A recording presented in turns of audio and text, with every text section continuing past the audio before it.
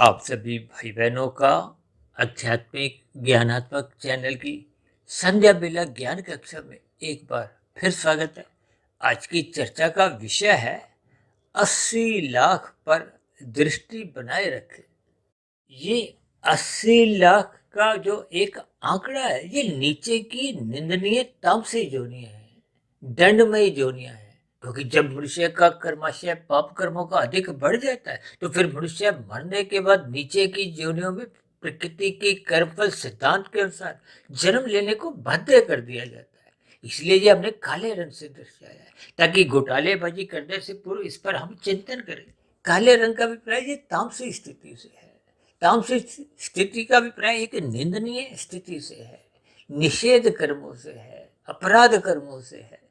देखिए, ये सभी स्थितियां हम अलग अलग शब्दों द्वारा इसलिए जोर देकर समझा रहे हैं, क्योंकि वर्तमान युग में अक्सर आप देखोगे ना, किसी अधिकारी के यहाँ इतने लाखों रुपया मिला, या किसी राजनीतिक स्तर पर किसी ने कुछ घोटालेबाजी की स्थितियां अपने जीवन में बनाई, यानी कि लाखों करोड़ों की जो एक स्थितियां हैं, उन स्थितियों का ही ज्ञान पूर्वक आपको में चिंतन करना होगा। क्योंकि 80 लाख का जो एक आंकड़ा है, वो हमने काले रंग से दर्शाया। क्योंकि अक्सर हम देखिए 84 लाख जोनियों की चर्चाएं करते रहते हैं, और 84 लाख जोनियों की जब जिक्र आता है, तो फिर मनुष्य जोनि को कर्म जोनि के साथ एक विशेष स्तर पर समझाने का हम प्रयास करते हैं।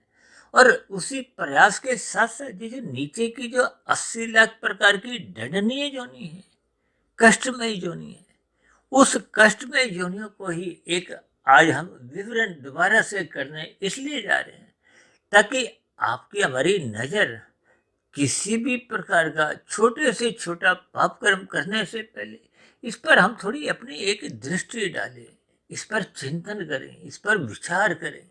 देखिए, जब हम किसी पाप कर्म से पूर्व उसके दोष का, यानी कि उसके दुख रूपी परिणाम पर थोड़ा सा विचार कर लेते हैं, तो निश्चित रूप से फिर मनुष्य ऐसी स्थिति में वो पाप कर्म करने से डरता है।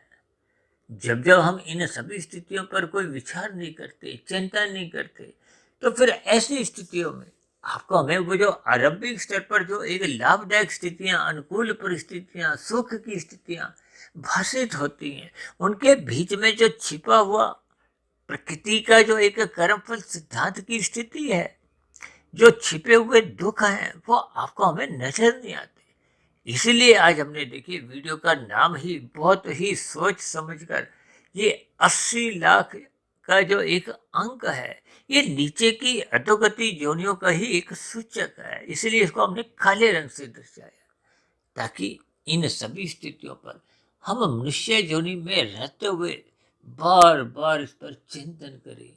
हम ऐसा जीवन में कोई कर्म नहीं करें जिससे हम अपने अल्पकालिक सुखों की प्राप्ति के लिए अन्य मनुष्यों को या प्रकृति के अन्य जीव जंतुओं, पक्षियों को, वनस्पति को पीड़ा पहुंचाए। यानी कि प्रकृति के किसी भी जीव को पीड़ा नहीं देनी, दुख नहीं देना।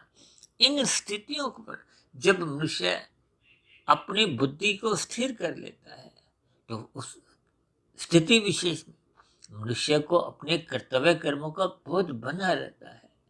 कर्तव्य कर्मों का बोध बना रहने से, देखिए, जो 4 पुरुषार्थ हैं, धर्म, अर्थ, काम, मोक्ष, उन 4 पुरुषार्थों में देखिए मोक्ष की स्थिति तो आपके हमारे जीवन का एक लक्ष्य है। और ये जो अर्थ और काम है, ये काम की स्थितियां ही, ये भोगों की इच्छाएं हैं। क्योंकि सुख, सुविधा, स्वाद, सम्मान, सत्ता, ये 5 भोग्य विषय ही हैं। गंध, रस, रूप, स्पर्श और शब्द, यानी संसारी उपलब्धियों को पाने की, भोगने की जब स्थितियां मन में एक लोलुपता के समान स्थिर बनी रहती है, बार बार मनुष्य उन्हीं का ही चिंतन करता है।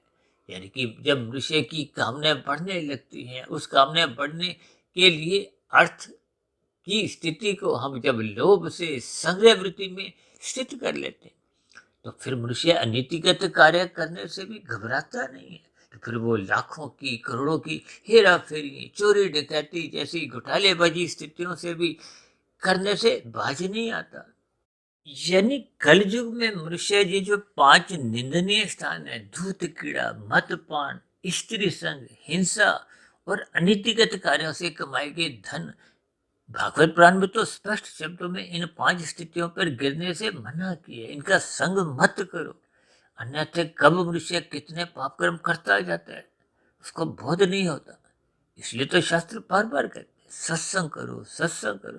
देखिए, सत्संग का अभिप्राय धर्म की स्थिति से है, कर्तव्य पालन की स्थिति से, अपने जिम्मेदारी को निभाने की स्थिति से। ये सभी स्थितियां अक्सर हम देखिए लाल बत्ती पे रुकने और हरी बत्ती पे चलने से अक्सर हम इन स्थितियों पर थोड़ा प्रकाश डालते हैं। देखिए, जब आपकी लाल बत्ती होती है तो दूसरों की हरी बत्ती होती है। तो दूसरों के अधिकारों की रक्षा हम तभी कर पाते हैं जब हम अपने धर्म का पालन करते हैं, अपने कर्तव्य कर्मों को ईमानदारी से निभाते हैं। तो फिर समाज में किसी भी प्रकार की कोई संघर्ष की स्थितियां, लड़ाई झगड़े की स्थितियां, कोई मनमुटाव की स्थितियां उत्पन्न ही नहीं होती। जैसे यातायात एक साधारण स्थितियों में एक व्यवस्था बनी रहती है, इसी तरह हम सबके जीवन में सुख शांति बनी रहती है जब हम अपने कर्तव्य कर्मों का पालन करते हैं। इसलिए तो शास्त्र बार बार कहते हैं धर्म को प्रथम स्थान पे रखो ताकि ये अर्थ और काम बिगड़ने ना पाए। इसलिए तो हम बार बार कहते हैं कि धर्म की चारदीवारी इतनी ऊंची बनाओ ताकि ये अर्थ और काम उस दीवार को लांघ ना सके। इस धर्म की चारदीवारी को इतनी मजबूत बनाओ कि ये अर्थ और काम उसको गिराने ना पाए, तोड़ ना सके। देखिए, ये सभी स्थितियों के आपको मैं भावार्थ समझने चाहिए। यानी कि मनुष्य जब जब अपने कर्तव्य पालन का ईमानदारी से पालन करता है तो समाज में सुख शांति बनी रहती है, लोगों के मध्य एक प्रेम का, सौहार्द का वातावरण बना रहता है। यानी कि हम सभी भाई बहनों का जीवन सुखमय बीतता है। इसलिए हमने देखिए ये 80 लाख के आंकड़े पे, अंक पे दृष्टिपात बनाए रखेगा एक सफेद रंग से एक स्थिति जोड़ी है। और 80 लाख को इसलिए काले रंग से दर्शाया ताकि उस स्थिति विशेष में, उस बुराई की स्थिति का आपको हमें पहले ही बोध हो जाए। क्योंकि कर्मफल सिद्धांत के अंतर्गत हम जैसे जैसे कर्म मनुष्य योनि में कर लेते हैं, फिर एक समय विशेष के बाद उन किए गए कर्मों का आपको में एक फल भोगना होता है। यदि हम पाप कर्म करते हैं, देखिए कानून का उल्लंघन करने को अपराध कहते हैं, और अपराधी को जब पकड़ लिया जाता है, न्यायालय में पेश किया जाता है, तो एक समय अवधि के बाद फिर उसको जेल में अपना जीवन बिताना पड़ता है। इन स्थितियों पर यदि मनुष्य पहले ही चिंतन करे तो फिर चिंतन ही मनुष्य को पाप कर्म करने से रोकता है। अक्सर हम अपनी चर्चाओं में कहते रहते हैं कि मनुष्य ने खाने 100 रुपये हैं, 1000 रुपये उसने कमा रखे हैं, फिर भी वो लाखों की हेरा फेरी घोटालेबाजियां करता है। देखिए, जब साधारण परिस्थितियों में ही वो 1000 में से 100 ही खाने हैं, 900 तो पहले ही पड़े रहेंगे। तो फिर ऐसी स्थिति में वो लाखों करोड़ों की हेरा फेरी करना एक पागलपन ही है। लेकिन मनुष्य सत्संग के अभाव में सात्विक स्थिति कमजोर कर लेता है, जिसके फलस्वरूप उसकी धुंधला ज्ञान राशि स्थिति में बना रहता है। ये रजोगुण ही मनुष्य को देर सवेर तमोगुण में गिराता है। इसलिए तो शास्त्र भर भर कहते हैं कि एक संसारी मनुष्य को श्रद्धा पूर्वक, ज्ञान पूर्वक कर्मकांड करते रहने चाहिए। ये कर्मकांड आपकी हमारी सात्विक स्थिति मजबूत करते हैं, आपको हमें बार बार सत्वगुण की याद करवाते हैं, सत्वगुण में ले जाते हैं, और आपका हमारा रजोगुण बिगड़ने नहीं देते। क्योंकि जब जब मनुष्य सत्वगुण की लगाम कमजोर करता है, इसलिए तो भगवान श्री कृष्ण जी ने गीता में अर्जुन के रथ के 5 घोड़ों की जो लगाम है वो अपने हाथ में रखते हुए यही एक ज्ञान उपदेश दिया है कि आपको हमें जीवन में परमात्मा की सम्मुखता बनाए रखनी होगी। परमात्मा की सम्मुखता बने रहने से आपके मेरे जीवन में सात्विकता बनी रहती है, और सात्विक स्थिति में आप और हम कभी भी पाप कर्म करने को उत्साहित नहीं होते। इसलिए तो शास्त्र कहते हैं तमोगुण की निंदा करो, और रजोगुण के प्रति, ये संसारी आकर्षणों के प्रति, ये 5 भोग्य विषयों के प्रति उदासीन रहो। जब हम उदासीन नहीं रहते, उछल कूद राशि स्थितियों में ही करते हैं, तो फिर उछल कूद में ही आपका हमारा सतोगुण कमजोर होने लगता है। सतोगुण के प्रति कोई उत्साह उमंग नहीं रहती, यानी कि मनुष्य की प्रमाद की स्थितियों में रजोगुण तो बढ़ता जाता है, और जो बढ़ा हुआ रजोगुण ही प्रमाद की स्थितियों में गिराता हुआ देर सवेर मनुष्य को तमोगुण में गिराता है। इन सभी स्थितियों पर आपको में विचार करना होगा।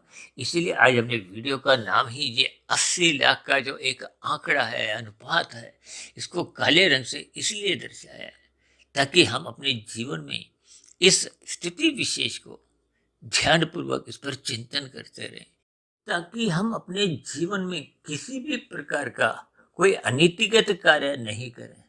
देखिए, नीति का अभिप्राय होता है जिसमें आपका भी हित हो, समाज के अन्य लोगों का भी हित छिपा हो।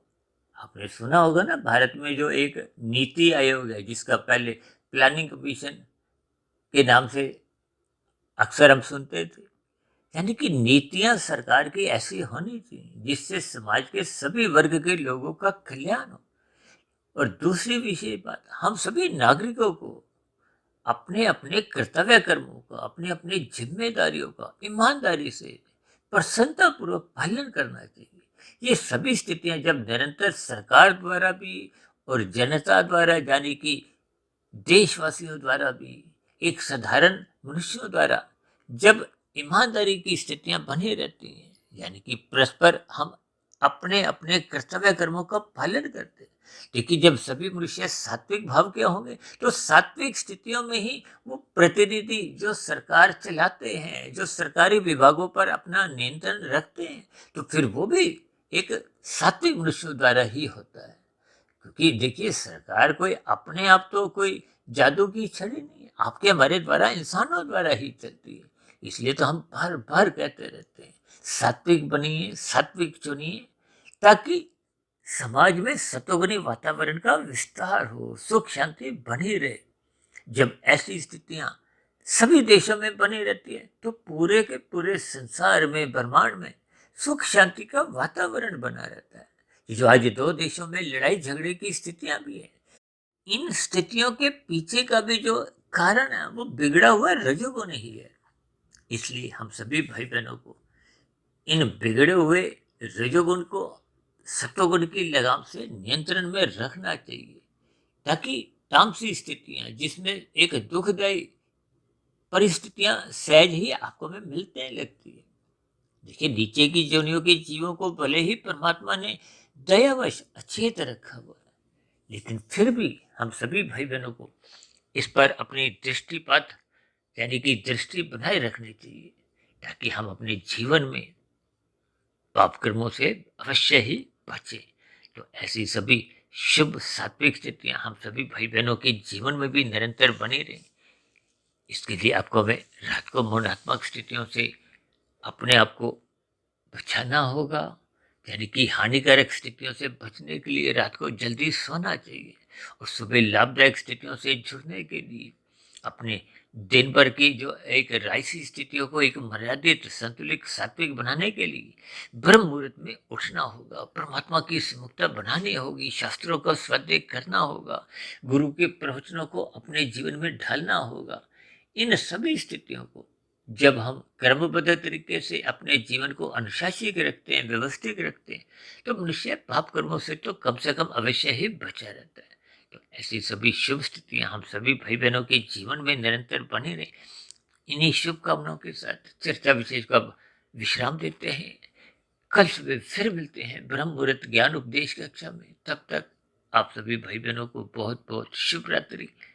और ब्रह्म मुहूर्त में उठने के लिए, सात्विक स्थिति मजबूत बनाने के लिए मेरी ओर से बहुत बहुत शुभकामनाएं।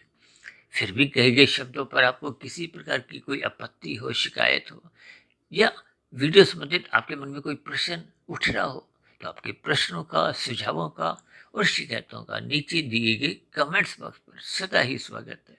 इस चर्चा विशेष को ध्यानपूर्वक सुनने के लिए आप सभी भाई बहनों का बहुत बहुत धन्यवाद।